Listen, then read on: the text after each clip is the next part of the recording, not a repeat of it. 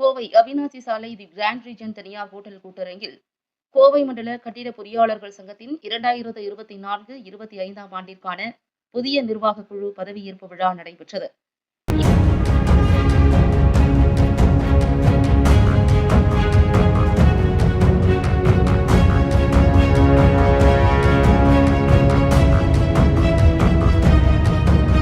இந்த ஆண்டிற்கான புதிய பொறியாளர் தலைவராக ஆர். ராஜதுரை பொறுப்பேற்றுக் கொண்டார். துணைத் தலைவராக வி. பழனிசாமி, செயலாளராக எஸ். நாகேந்திரகுமார், பொருளாளராக ஜி. ஸ்ரீனிவாசன் மற்றும் செயற்குழு உறுப்பினர்கள் பதவியேற்றுக் கொண்டனர். அனைவருக்கும் முனைவர் சி. பெருமாள் பதவி பிரமாணம் செய்து வைத்தார். பதவியேற்பு விழாவில் சிறப்பு விருந்தினராக தமிழ்நாடு கட்டுமான தொழிலாளர்கள் நலவாரிய தலைவர் பொன்குமார் கலந்து கொண்டு குத்துவிளக்கேற்றி நிகழ்ச்சியை துவக்கி வைத்தார். மேலும் புதியதாக பொறுப்பேற்றுக் கொண்ட நிர்வாகிகளுக்கு வாழ்த்துக்கள் தெரிவித்தார். பொன்குமார் பேசுகையில், தலைவராக பொறுப்பேற்ற ராஜதுரை மிகவும் அற்புதமான மனிதர். 2வது முறையாக பொறுப்பேற்பது மிகவும் மகிழ்ச்சியாக உள்ளது. மேலும் போட்டியின்றி தேர்வு செய்தது அவர் எந்த அளவிற்கு சிறந்த செயல் மிக்கவராக இருந்திருப்பார் என்பதை எடுத்துக் காட்டுகிறது என்று பேசி புதியதாக பொறுப்பேற்றுக் கொண்ட அனைவருக்கும் வாழ்த்துக்கள் தெரிவித்தார். நிகழ்ச்சியில் முன்னதாக கோவை மண்டல கட்டிட பொறியாளர்கள் சங்கம் மற்றும் கட்டுமானம் மற்றும் மனை தொழில் கூட்டமைப்பு இணைந்து நடத்தும் கட்டிட கண்காட்சி திருவிழா மலர் பொன்குமார் மற்றும் கௌரவ அழைப்பாளர்கள் முன்னிலையில் வெளியிடப்பட்டது.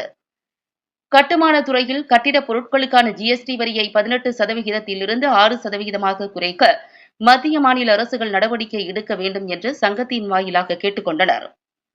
இந்நிகழ்ச்சியில் லட்சுமி செராமிக்ஸ் நிறுவன தலைவர் முத்துராமன், காவேரி பைப் கம்பெனி நிறுவன தலைவர் வினோத் சிங் ரத்தோர் மற்றும் மகாவீர் மார்பல்ஸ் அமித்ஷா ஆகியோர் கௌரவ அழைப்பாளர்களாக கலந்து கொண்டு புதிய நிர்வாகிகளுக்கு வாழ்த்துக்கள் தெரிவித்தனர். மேலும் இந்த பதவியேற்பு விழாவில் தொழிலதிபர்கள், பொறியாளர்கள் உட்பட 200க்கும் மேற்பட்டோர் கலந்து கொண்டனர்.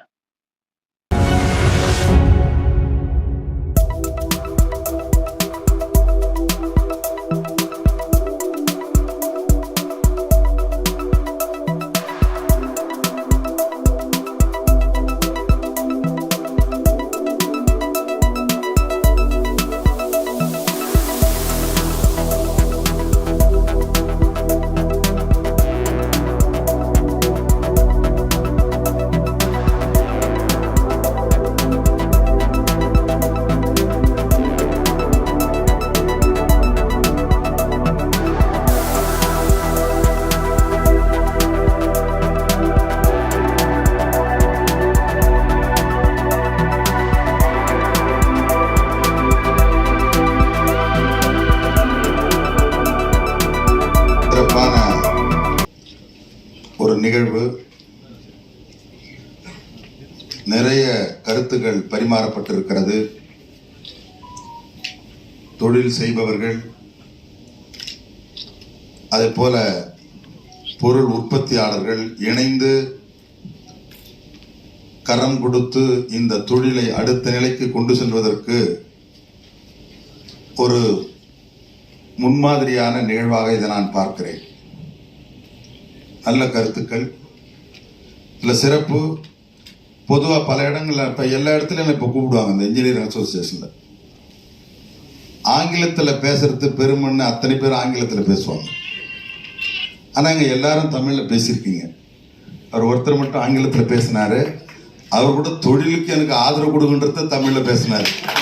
இங்கிலீஷில் புரியாவிட்டப்போ ஆனால் தமிழில் என் தொழில் முக்கியம்பா, அதுக்கு ஆதரவு கொடுத்து தமிழில் பேசி முடிச்சிருக்காரு. வாழ்த்துக்கள். நான் நலத்திட்ட உதவிகள் கொடுத்து வாரிய பணிகள் ஆய்வுக் கூட்டம் நடத்தினேன். சின்ன வயதுக்காரர், எங்கிருந்து வந்துருன்னு கேட்டேன். தெலுங்கானாரு. ஒரு இடத்துல கூட அவர் தமிழில் பேசுறதில்லை. நான் கூட்டத்தில் தொடங்கின பொழுது முதல்ல தமிழை சுத்தமாக பேசிய மாவட்ட ஆட்சியருக்கு ஒரு வாழ்த்து சொல்லுவோன்னு எல்லாரும் கரவல் எழுப்பிட்டு அந்த வாழ்த்து நம்முடைய இருக்கிறார். அவர் என்கிட்ட என்ன சொன்னார், நான் ஒரு வருஷம் நான் விட்டுட்டு வந்துடுறேன், அதுக்கப்புறம் உங்களோட முழுசாக இருக்கிறேன்னாரு. அதுக்கப்புறம் கேட்டால் இல்லை என்னை விட மாட்டுறாங்க, இன்னும் ஒரு வருஷம் இருக்குன்னு சொல்கிறாங்க அப்படின்னாரு. பல இடங்களில் பார்க்குறேன் இன்ஜினியர் அசோசியேஷனில் போட்டி போட்டு கோர்ட் வரையும் போயிருக்கு. ஆனால் இங்கே நீ தான் இருக்கணும் அப்படின்னு சொல்லக்கூடிய அளவிற்கு இருக்குதுன்னா அதுதான் அவருடைய செயல்பாடு. யாரும் சொன்னாங்க அவருடைய பண்புகளை பற்றி. நான் பொதுவாக ஒருத்தரை பாராட்டுவது அவர் நேரில் பேச மாட்டேன். குறைகளை தான் நேரில் பேசுவேன், சத்தம் போடுவேன், பின்னாடி தான் அவர்களை பற்றி பாராட்டுவேன். நான் ராஜதுரை அவர்கள் குறை சொல்ல முடியாத, எப்படி கண்டுபிடிச்சாலும் குறை சொல்ல முடியாத ஒரு அற்புதமான மனிதர். திறமை இருக்கிற இடத்துல அவரை பொறுப்பேற்கிற பொழுது தாய் தந்தை ஆசான் மீது மரியாதை வச்சிருந்தாரு. அவர் அடுத்து அவருடைய மனைவி மீது மரியாதை வச்சிருந்தார். ஏன்னா தாய்க்கு அடுத்து தாரம். சில இடங்கள்ல ஒரு தாய் இடத்துல கூட சில விஷயம்